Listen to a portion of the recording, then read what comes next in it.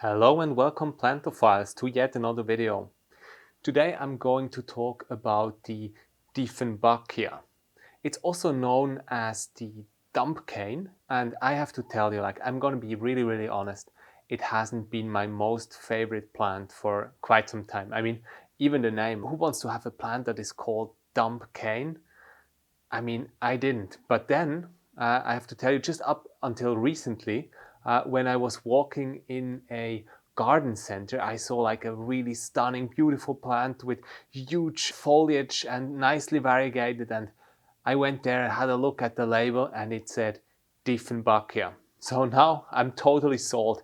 These plants just look stunning and they grow quite big. There's many different varieties of Dieffenbachia, and I think I just found yet another favorite plant of mine.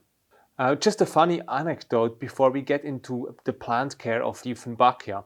So I told you in the beginning it's also called the dumb cane, and I read that this is because if you ingest this plant, you will have several symptoms, and one of them is that you have a hard time to speak, and it's also gonna make you dull, and I don't know, it robs you of your senses somehow.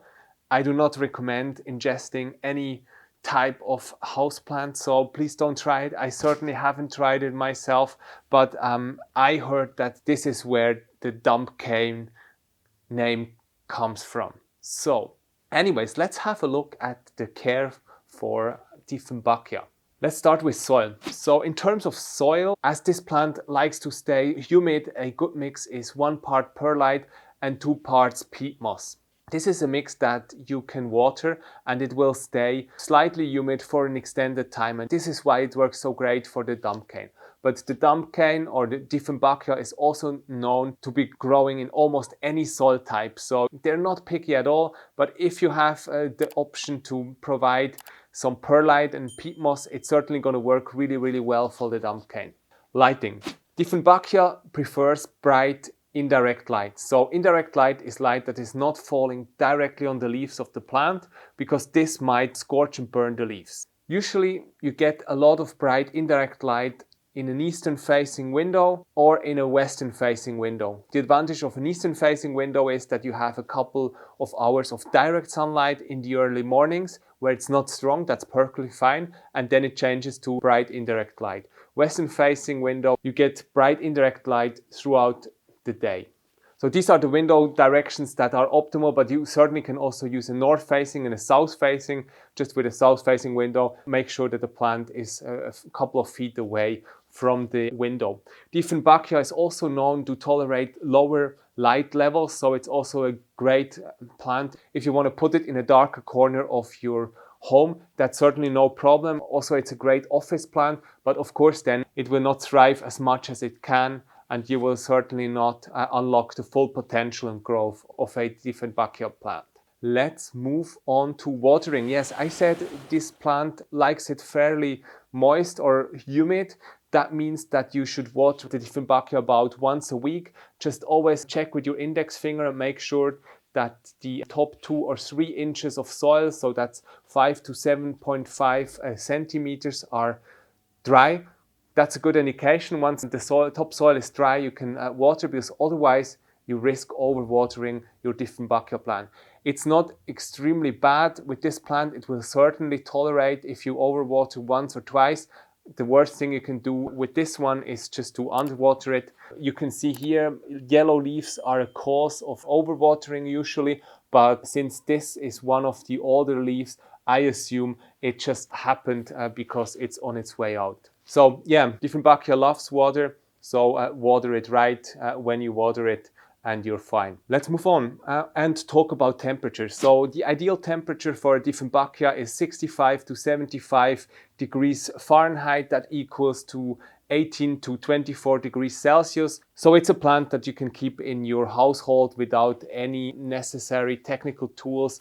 You certainly don't need a heater. Just make sure that the temperature doesn't drop below 50 degrees Fahrenheit or 15 degrees Celsius, because usually this is where plant growth is going to slow down considerably for house plants, and anything below that might also damage and eventually even kill your Dieffenbachia.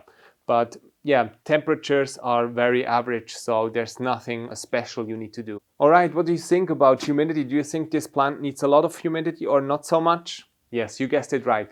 This is a humidity loving plant, and I always say like above 60% humidity, you're talking about increased humidity. Everything above 60% is perfect for a Dieffenbachia, but that certainly doesn't hinder you to keep a Dieffenbachia at home if you have lower humidity levels around 40 or 50%. That's perfectly fine as well. You can adjust the plants to this kind of humidity, but maybe you cannot get the biggest leaves or the fastest growth that way. If you can, 60% and more is optimum. Sometimes people talk about spraying your plants and to increase humidity. I mean, I tried that. It doesn't really work. I measure the humidity and spraying doesn't do anything. Like within seconds, the humidity is gone. The best thing you can do is to put houseplants really closely together. This way you're going to increase humidity. Or if you can and want to invest in a humidifier, you can certainly use a humidifier, and 60% is really easy to reach. You usually get up to 80% if you want that. You just need to make sure that mold is not building in your apartment. You still need great airflow because the leaves should dry quickly, otherwise they're gonna rot and wilt. Humidity isn't just always great, so you need to be wary about that, but Dieffenbachia loves increased humidity. So 60%, around 60% is perfectly fine. Propagation, there's several ways that you can use to propagate your Dieffenbachia. One is taking stem cuttings, and if you can take stem cuttings, you can always also do air layering. It's just a modification of just simple stem cuttings. With air layering, you are growing roots before you cut off the stem. You usually use some sphagnum moss. You make a small cut on the stem, you put the sphagnum moss around it, and then you wrap it with clinch film, and this way it stays nice and humid inside there, and roots are going to grow. Once the roots are growing or have grown several inches, you can just cut off the stem of the plant and you put it into its own potting medium and you have another plant. The other way you can propagate the Dieffenbachia is if you divide it, so there's always like new suckers growing out of the pot, and you just cut them off. You make sure that they already have roots in the best case, and you put them in their own potting soil and container, and you have propagated your Dieffenbachia plant. So it's not a difficult plant to propagate. When I'm propagating, I'm usually using water for the first couple of weeks until new roots are emerging, and after that I transfer my cuttings into sphagnum moss. Sphagnum moss is really great for fast root growth, and after several weeks, usually even like a month or two, like the roots are long enough, and I transfer the cuttings into their own potting soil. The important thing is if you're growing plants in sphagnum moss, or if you're propagating plants rather in sphagnum moss, is that the roots that are growing, there will be like something in between soil roots and water roots. So there's like a little transplant shock probably if you transfer the plant, but it's still much better than going straight from water roots to soil roots, because this is where transplantation shock really kicks in. Growth, let's have a look at the growth rate of Dieffenbachia, of a Dieffenbachia plant. Dieffenbachias are good growers. You should see new leaves coming up every couple of weeks. It also is interesting that these plants can grow quite tall. They can grow from between 4 and 6 feet if you keep them at home. So that's 1.60 m to 1.80 m. And as I said in the beginning, like when I was in the garden center, they get big leaves, and that's just so cool. And that's why I really love Dieffenbachia. It just gives you this nice jungle vibe or tropical vibe in your home. And since it's such an easy plant to grow, it's a lot of fun. All right, let's talk about potting now. We have already established that Dieffenbachia is a fast-growing plant. It can grow 3 to 4 feet high. And certainly always, if you're dealing with fast-growing plants, potting and repotting is a topic you have to take care of.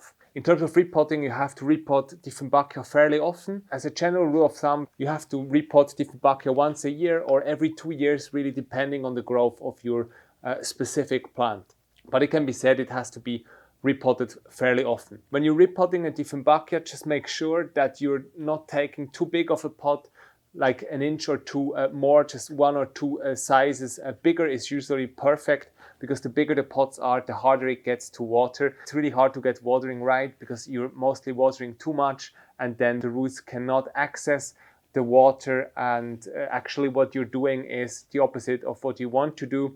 With a big pot, it will lead to insufficient water getting to the plant because the roots cannot reach it, and it might die of underwatering actually, or more likely Dieffenbachia will start to create root rot. Important in terms of potting, use a pot that has drainage holes at the bottom. It's really beneficial and useful, especially if you have a plant that you need to water quite a lot, and Dieffenbachia is such a plant. Drainage holes are perfect. This way the water is going to drain quickly through the medium and also out of your pot, and you're safe. What you don't want is that water is accumulating here in the pot, because this way it's going to stay soggy and wet for way too long. And Dieffenbachia, although it likes humid soil, it doesn't like wet and soggy soil. Yeah, just a trick, or what I'm doing usually is I buy a plant, and then they mostly come with these plastic containers. These are just perfectly fine. I then buy a better looking container. I then just put the plastic container that it comes with from the nursery into the good looking pot, and when I water it, I just take it out, water it, make sure all the water is drained, and then put it back in the nice looking pot. This is how I keep most of my houseplants.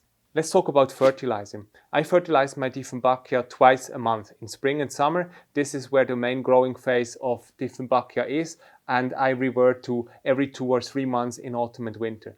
If you don't want, you don't have to fertilize Dieffenbachia in autumn and winter, because it's hardly going to do anything, but I'm still doing it because I hope for a little bit of growth. It really depends on the temperatures and also the amount of sunlight or light you can provide in these seasons. You might still see some growth. Any general regular houseplant fertilizer is fine. I usually make sure that I'm using a balanced fertilizer. Balanced fertilizers are fertilizers where the NPK value, this is a ratio you see with 3 numbers usually, are the same. So it can be 5, 5, 5, 10, 10, 10, or 20, 20, 20. These kind of fertilizers are perfect. I'm using a liquid fertilizer that you apply directly after watering, and then you water again, because you want to make sure that fertilizer is not accumulating in the soil. You can also use a slow release fertilizer. Big advantage is that your Dieffenbachia is going to be fertilized for 3 to 6 months or even 8 months, but you don't really have control over it. So I prefer to control it with providing liquid fertilizer to my Dieffenbachia plant. All right, pests. Let's talk about pests. I haven't had any issues with pests, never had any pests on my Dieffenbachia plant.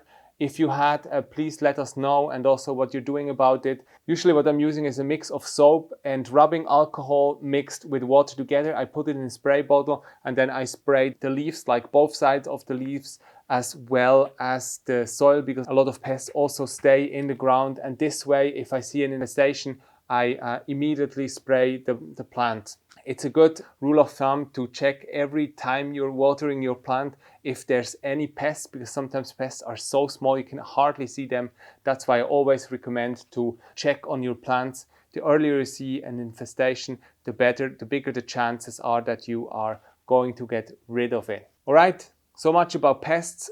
As always, if you like these kind of videos, please subscribe to our channel, give the video a like, and also leave a comment. This is going to tell the YouTube algorithm that these videos are important. You're going to see more of them, and you greatly support our endeavor here with houseplant and gardening care. Thank you so much for watching, and see you again soon. Thanks.